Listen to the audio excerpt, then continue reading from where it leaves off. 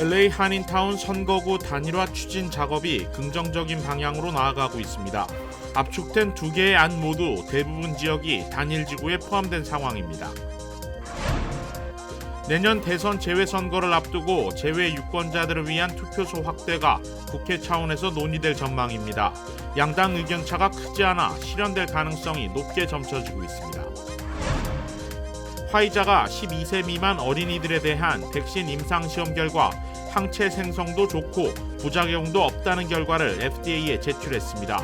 빠르면 긴급 승인은 10월 말쯤 이뤄질 수 있을 것이란 전망입니다. 한인들도 많이 살고 있는 포터렌치 지역에서 지난 2015년 발생한 최악의 가스 누출 사고와 관련해 가스 회사가 18억 달러의 배상금을 내기로 했습니다. LA 경찰국 내 미접종 경관들의 절반 이상이 백신 접종 면제 신청을 하려는 것으로 나타나 비난이 일고 있습니다. 여러분 안녕하십니까? KBS 아메리카 뉴스입니다. LA 한인타운 선거구 단일화 작업이 매우 긍정적인 방향으로 흘러가고 있습니다.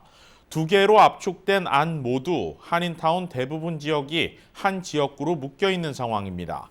최종안은 내일 모레 나옵니다. 김경일 기자가 보도합니다. 어젯밤 늦게까지 진행된 선거구 재조정 공청회는 500여 명의 지역 주민과 관계자들이 참여해 역대 공청회 중 가장 뜨거운 관심 속에 이뤄졌습니다. 공청회에 참여한 한인들은 한인 정치력 신장을 위해 한인타운을 단일 선거구로 해야 한다고 목소리를 높였습니다. 4시간 넘게 진행된 공청회에서 가장 많이 논의된 내용은 플랜 K로 K안은 한인타운이 10지구에서 단일화된 모습입니다. 한인타운 선거구 단일화 태스크포스가 제시한 선거구의 90% 이상이 수용됐습니다. 100% 수용되지 못한 이유는 그레이트 윌셔 주민의회와 선거구 재조정위원회가 제시한 경계의 웨스턴길이 겹쳐 서로 양보한 접점을 찾았습니다.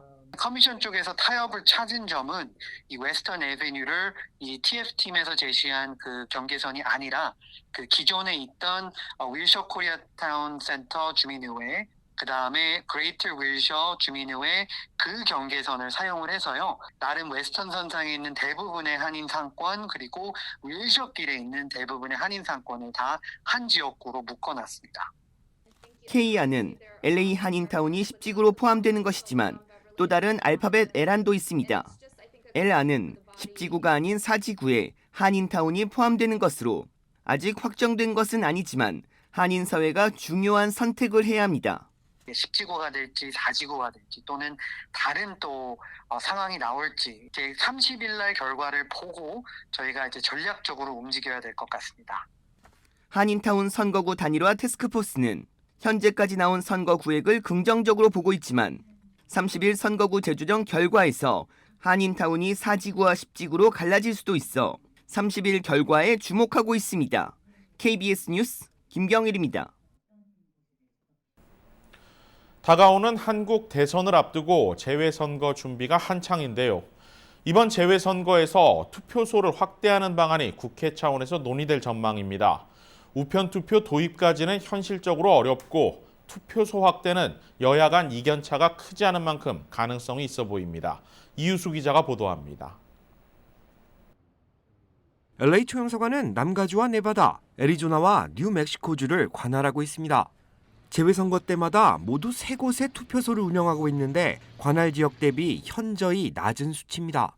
LA 초영사관 관내에 거주하는 재외선거 유권자만 25만여 명. 하지만 현행법은 유권자 4만 명 위주의 대도시에만 투표소를 설치하도록 규정하고 있습니다. 때문에 유권자 수가 적은 소도시에는 투표소가 설치될 수 없습니다. 지난 주말 LA를 방문한 국민의힘 이준석 당대표 일행은 투표소 확대에 대한 가능성을 거론했습니다. 국민의힘은 재외선거 투표소 확대를 제안했는데 여당인 더불어민주당도 이에 뜻을 함께하고 있다는 겁니다. 일부 재외국민의 의사만 반영되는 그런 상황이었다. 그래서 투표율도 낮고 이런 상황이었기 때문에 대다수의 그 국민들에게 투표권이 이제 사실상 행사 가능한 형태로 되게 되면은 저는 뭐 당의 유불리를 따지기 이전에 지금과는 어느 당도 예측할 수 없는 새로운 선거 결과가 나타날 것이다. 그런 생각을 합니다. 국민의힘은 유권자 수 4만 명을 2만 명으로 내리는 방안을 추진하고 있습니다. 법 개정이 통과될 경우 LA 총영사관 관내에는 모두 10개의 투표소가 신설됩니다. 열색을 없다 하면 LA 시내만 두는 게 아니고 네바다주에도 두고 애리조나주에도 두고 뉴멕시코에도 두고 투표소를 다 각각 현지에 설치하자는 거죠. 그러면 투표를 LA까지 안 와도 되잖아요. 우편 투표 도입안도 발효됐지만 미국뿐 아닌 전 세계에 일괄적으로 적용돼야 하는 문제인 만큼 현실화까지는 더 많은 시간이 필요할 것으로 보입니다. 나라마다 우편 시스템이 다르고 처리 속도가 일관적이지 못한 것이 걸림돌이 되고 있습니다. 재외선거는 내년 2월 23일부터 시작됩니다. 남은 기간 동안 양당 합의 결과에 따라 대선에 참여하는 재외국민 유권자들의 수와 영향력이 달라질 수 있을 것으로 보입니다. KBS 뉴스 이우수입니다. 화이자와 바이오엔테크가 12세 미만 어린이들에 대한 코로나 백신 임상시험 데이터를 연방식품의약국 FDA에 제출했습니다. 화이자는 5살에서 11살 사이 어린이 2,268명을 대상으로 성인 투여량의 3분의 1인 10마이크로그램의 백신을 3주 간격으로 2차례 투여한 결과 어린이들에게서도 12세 이상만큼 강한 수준의 바이러스 항체를 생성했다고 발표했습니다. 부작용도 접종 부위 통증이나 발열 등 보통 10대들에게서 나타나는 증상과 비슷하거나 더 적었고 심근염과 같은 희귀 부작용 사례는 없었다고 밝혔습니다. 화이자는 보건당국에 앞으로 몇 주 안에 해당 연령대 어린이들에 대한 코로나 백신 긴급 사용 승인을 신청할 예정이라고 밝혔습니다. 현재까지는 화이자 백신은 12세 이상에만 사용할 수 있고 이 가운데 16세 이상에 대해선 정식 사용까지 승인된 상태입니다. 로이터 통신은 앞서 화이자가 12세에서 15세 청소년에 대한 긴급 사용을 신청한 지 한 달여 만에 승인을 받았다는 점을 고려하면 이번 12세 미만 어린이들에 대한 긴급 사용도 이르면 10월 말 승인될 가능성이 있다고 분석했습니다. 지난 2015년 포터렌치 앨리소 캐년 지역에서 발생한 최악의 가스 누출 사고와 관련해 가스 회사가 지역 주민들에게 18억 달러를 배상하는 데 합의했습니다. 이 밖에 미국 내 사건 사고 소식 박시몬 기자가 정리했습니다. 미국 역사상 최대 규모의 천연 가스 누출 지역인 포터렌치 앨리소 캐년 주민들과 지역 가스 회사 서던 캘리포니아 가스 컴퍼니가 18억 달러의 합의점을 찾았습니다. 이번 합의는 2015년 4개월 동안 이어진 가스 폭발로 인해 피해를 입었다고 주장하는 주민 3만 5천 명에게 보상금이 지급될 예정입니다. 피해를 입었다고 주장하는 주민들은 가스 폭발 당시 118일 동안 10만 톤의 메탄가스를 비롯한 기타 물질들을 통제가 불가능할 정도로 대기에 방출해 이로 인한 재산 피해와 부상으로 어려움을 겪었다고 토로했습니다. I Believe I Can Fly로 그래미상을 수상했던 싱어송라이터 알켈리가 남은 여생을 감옥에서 보낼 것으로 보입니다. 알켈리는 오늘 뉴욕에서 열린 재판에서 자신의 유명세를 악용해 20년이 넘는 기간 동안 여성과 어린이를 성적으로 학대한 혐의로 유죄 판결을 받았습니다. 여성 9명과 남성 2명 등 11명의 고소인들은 지난 6주간 법정에서 치열하게 증언하며 알켈리가 자행한 성적 모욕과 폭력을 진술했습니다. 이번 진술에서 알켈리는 여러 주에서 여성들을 인신매매하고 아동 포르노도 제작하며 유괴에 관여한 것으로 드러났습니다. He was not anticipating this verdict because based on the evidence, why should he anticipate this verdict?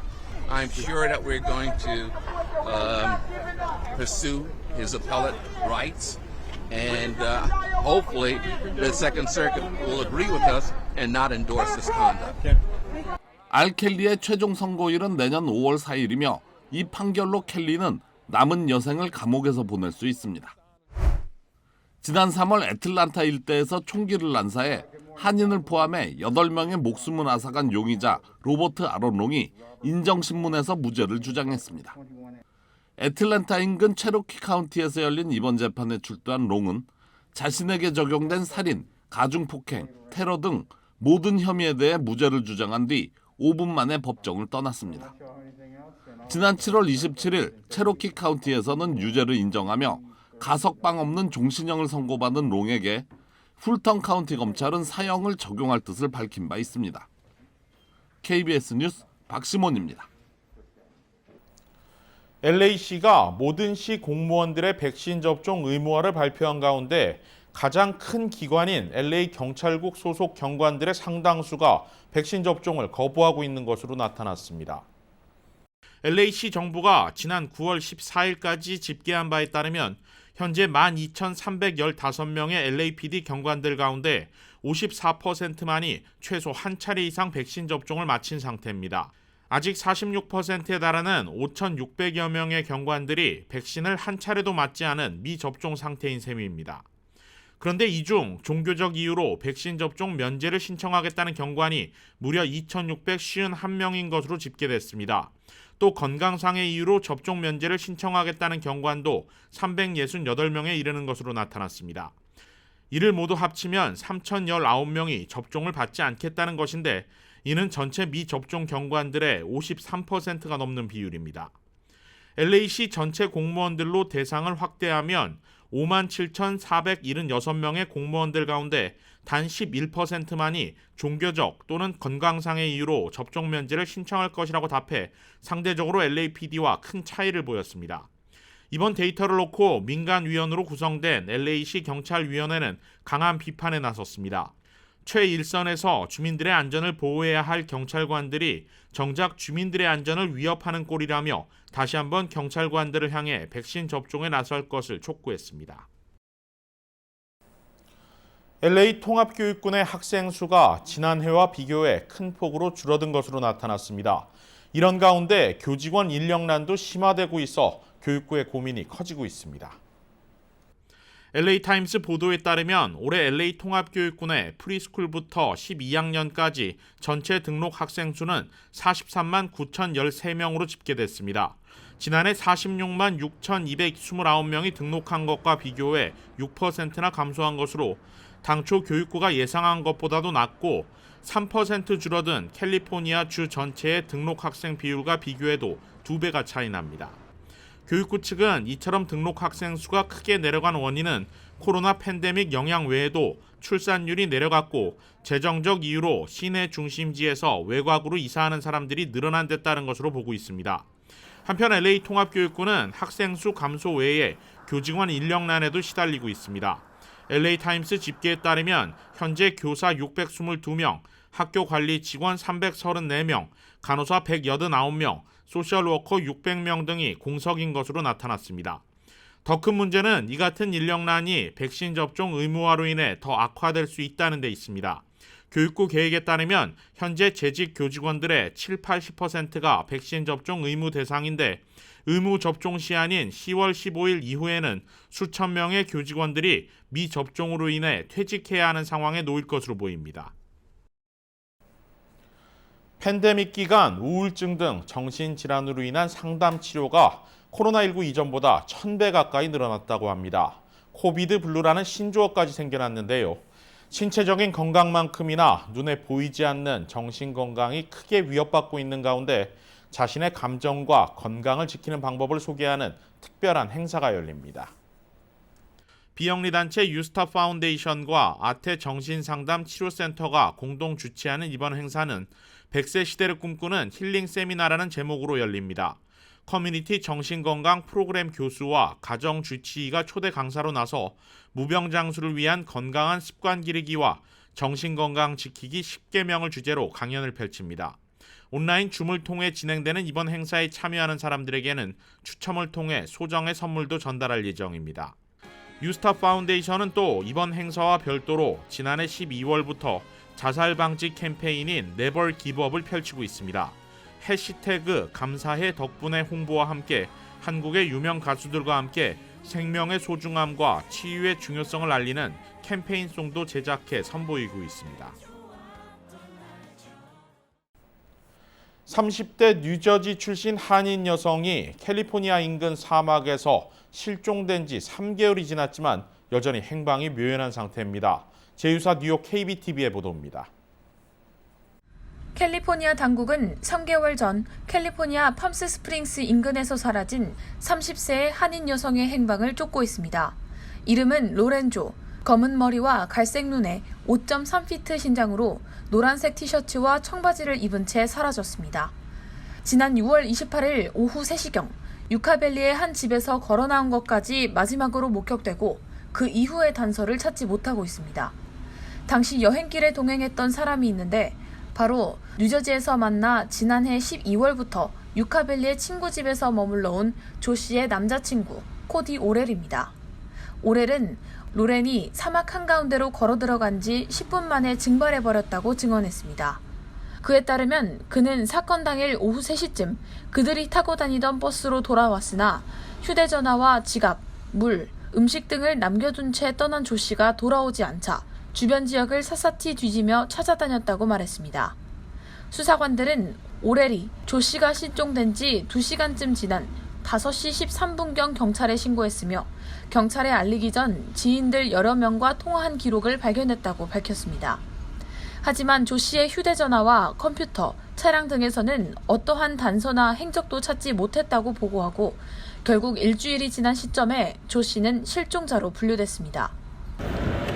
당국은 지난 7월 내내 조 씨를 찾기 위해 주변 산과 오지 등에 K9 경찰견과 항공기, 헬기를 투입하고 드론을 띄우는 등 수색 작업에 총력을 기울였지만 조 씨의 흔적은 어디서도 발견되지 않았습니다. 경찰이 조 씨의 실종과 관련해 살해 가능성 여부를 의심하는지에 대해서는 아직까지 알려진 바가 없습니다. 한편 조 씨의 실종 사건은 최근 서부 캠핑 여행 중 실종됐다 숨진 채 발견된 여성 유튜버 개비 페티토의 사례와 비교되면서 페이스북 등 소셜미디어를 통해 다시 주목받고 있습니다. KBTV 뉴스 김은지입니다. KBS 아메리칸 뉴스는 시청자 여러분들의 제보를 받습니다. 뉴스 마칩니다. 고맙습니다.